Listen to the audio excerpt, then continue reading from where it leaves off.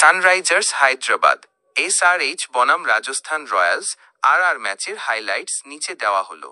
Sunrisers Hyderabad SRH 44 রানে রাজস্থান রয়্যালসকে হারিয়েছে। ঈশান কিষানের দুর্দান্ত ব্যাটিংয়ে ভর করে রাজস্থান রয়্যালসের সামনে 287 রানের লক্ষ্য রাখে Hyderabad.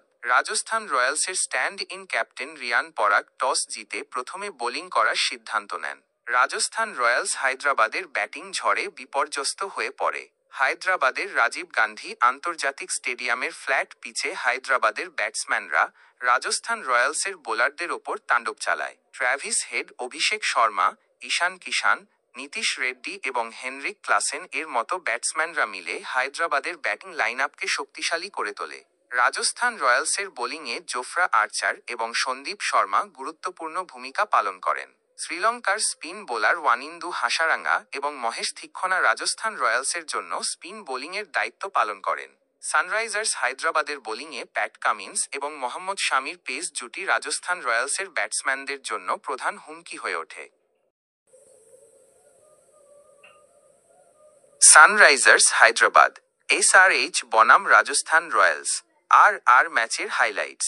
Sunrisers Hyderabad SRH Rajasthan Royals কে 44 রানে পরাজিত করেছে। সানরাইজার্স হায়দ্রাবাদ এসআরএইচ প্রথমে ব্যাট করে নির্ধারিত 20 ওভারে 6 উইকেট হারিয়ে 286 রান করে। রাজস্থান রয়্যালস 20 ওভারে 6 উইকেট হারিয়ে 242 রান করে। এটি ছিল আইপিএলের ইতিহাসে দ্বিতীয় সর্বোচ্চ স্কোর। ঈশান কিষান সানরাইজার্স হায়দ্রাবাদের হয়ে একটি দুর্দান্ত সেঞ্চুরি করেন। ট্র্যাভিস হেড এবং অভিষেক শর্মা পাওয়ার প্লেতে দ্রুত রান তোলেন। নীতিশ কুমার রেড্ডি এবং হেনরিক ক্লাসেনও সানরাইজার্স হায়দ্রাবাদের ইনিংসকে এগিয়ে নিয়ে যান।